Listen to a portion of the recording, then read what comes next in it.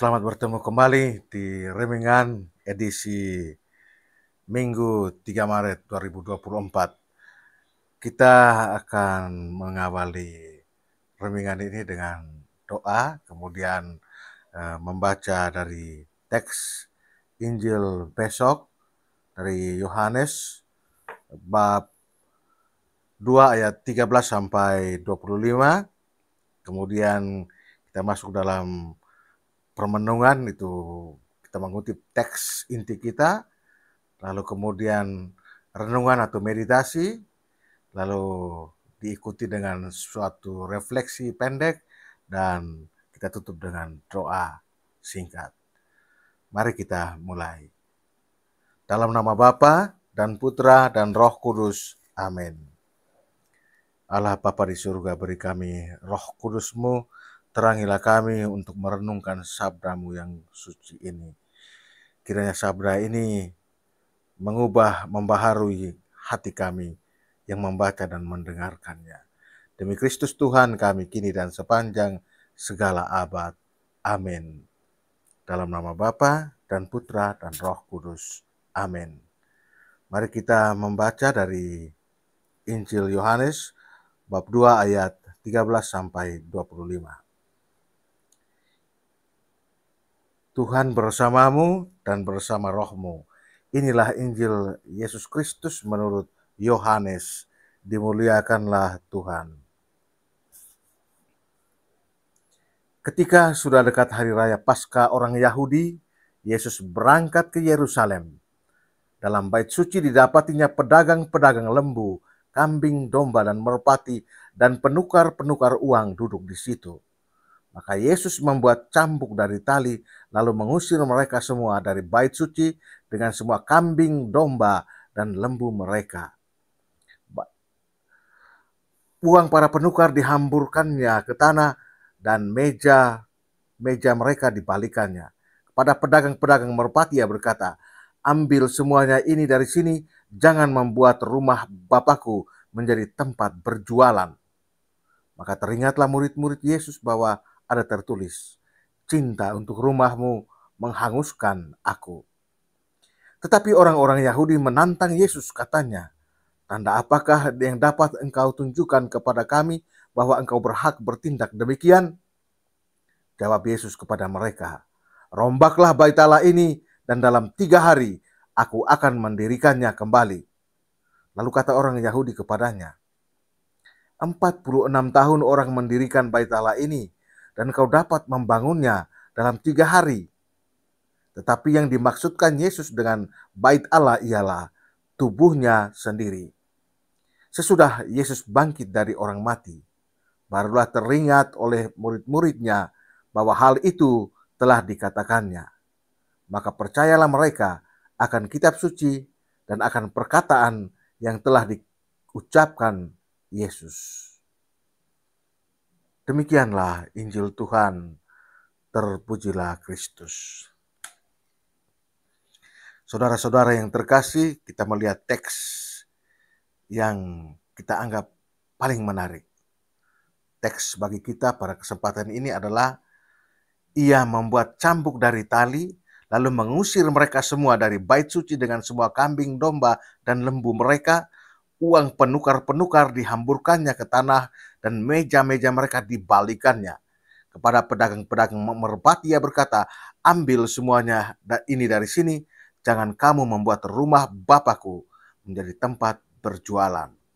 Yohanes 15, 2, 15-16. Baik, kita memberikan sedikit waktu untuk permenungan tentang teks Injil ini, Injil yang menarik untuk direnungkan. Dari tentang penyucian bait Allah. Penyucian bait Allah oleh Yesus diwartakan oleh 4 Injil. Namun ada perbedaan antara cara peristiwa yang digambarkan oleh Injil sinoptik, itu Injil Matius, Markus, dan Lukas, dan cara peristiwa ini digambarkan dalam Injil Yohanes. Injil versi Yohanes menempatkan peristiwa ini di awal pelayanan publik Yesus. Bab 2, tadi kita baca dari bab 2, ketika ia melakukan perjalanan pertama dari 3 perjalanan tahunannya ke Yerusalem untuk merayakan Paskah. Peristiwa ini adalah upaya pertamanya untuk menyucikan bait Allah.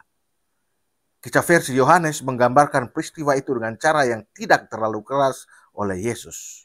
Jadi tidak terlalu keras dibandingkan dengan versi yang lain.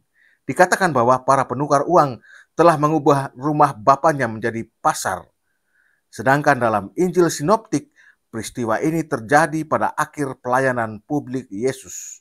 Dari Sinoptik, Injil Matius, Lukas, dan Markus menempatkan kisah ini, penyucian bait Allah, di akhir pelayanan publik Yesus. Tepatnya seminggu sebelum kematian Yesus, ketika ia kembali ke Yerusalem untuk terakhir kalinya. Dalam versi sinoptik tersebut digambarkan bahwa Yesus dengan lebih keras menyatakan bahwa para penukar uang telah mengubah rumah Bapaknya menjadi sarang pencuri dan bukan sekedar pasar tempat berjualan. Saat mengomentari perbedaan antara versi Yohanes dan sinoptik, Santo Agustinus dan Santo Thomas Aquinas percaya bahwa kedua peristiwa ini merupakan peristiwa-peristiwa yang berbeda dalam soal tindakan penyucian bait Allah. Bait suci pada saat Yesus melakukan pelayanan publik merupakan tempat yang dikunjungi oleh orang-orang pada tiap tahun pada perayaan Paskah untuk mempersembahkan korban seekor domba jantan yang tidak bercacat dalam rangka memperingati Paskah pertama di Mesir ketika Tuhan membebaskan orang-orang Yahudi dari perbudakan. Selama perayaan tahunan ini, keluarga-keluarga Yahudi yang melakukan perjalanan ke Yerusalem dan membeli seekor domba itu dikorbankan untuk digunakan sebagaimana mestinya. Pada waktu yang telah ditentukan, mereka menyembelih domba tersebut di pelataran bait Allah. Kemudian domba itu diserahkan kepada imam, lalu mengumpulkan sebagian darahnya dan merecikannya ke atas mezbah, lalu membuang kulit, organ, dan lemaknya untuk dibakar sebagai kurban persembahan. Lalu dagingnya dikembalikan ke keluarga yang membeli domba tadi dan dipanggang di atas dahan buah delima, kemudian disantap sambil mengenang tindakan penyelamatan yang Tuhan lakukan kepada nenek moyang mereka di Mesir. Lalu bagaimana kita saat ini? Bagi kita saat ini bait Allah digambarkan sebagai simbol dan gambaran Kristus, bait suci yang baru, bait Allah yang baru sekaligus juga merupakan gambaran imam dan anak domba sembelihan.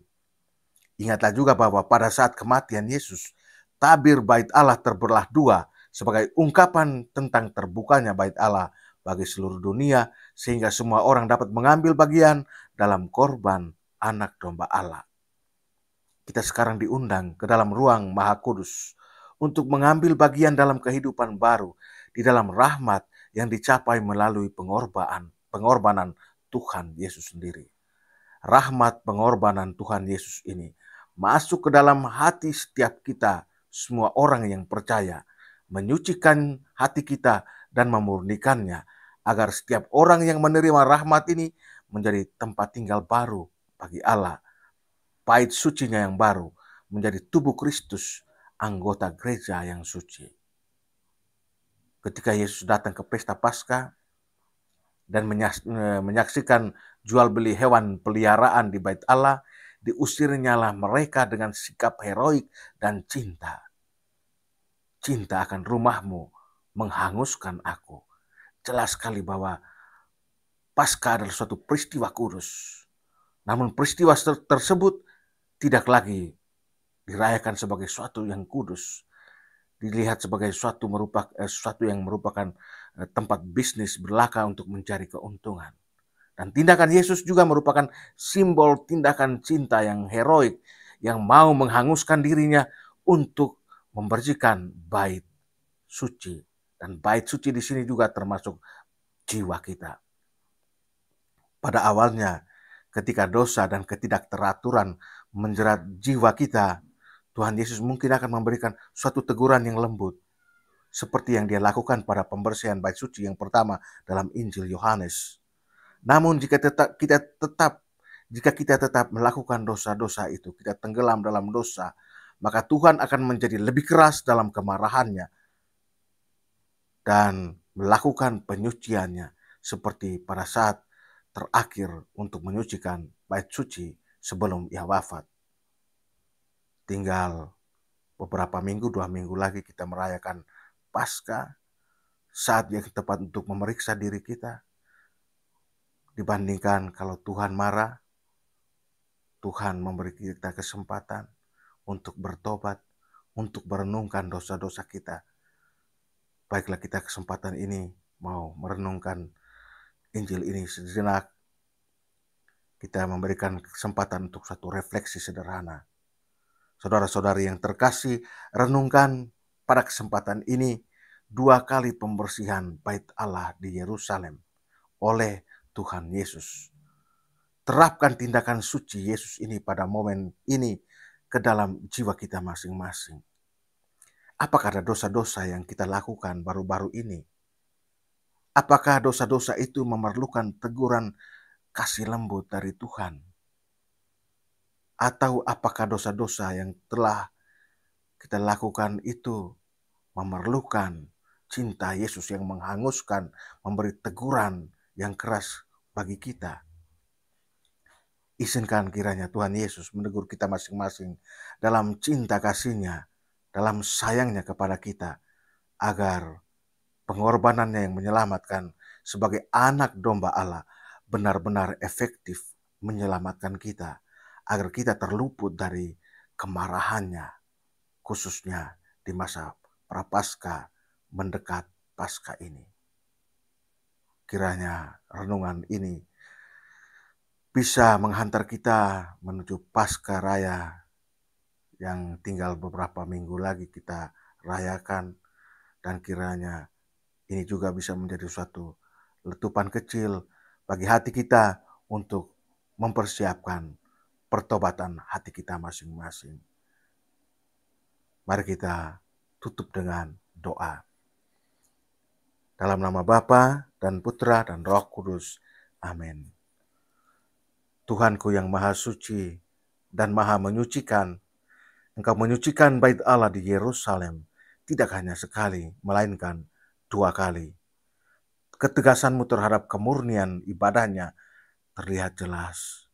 Tolonglah datang kunjungi jiwaku, jadikan jiwaku sebagai tempat tinggal-Mu di saat-saat seperti ini. Dan bersihkan aku dari segala dosaku. Aku mohon bantulah aku agar secara khusus dapat melihat hal-hal yang membuat saya berkeras kepala dalam dosa-dosaku. Dan kiranya Engkau membersihkan, mencungkil habis dosa-dosaku itu dalam gairah cinta-Mu yang menghanguskan. Tuhan Yesus, kasihilah aku, orang berdosa ini. Amin. Dalam nama Bapa dan Putra dan Roh Kudus. Amin.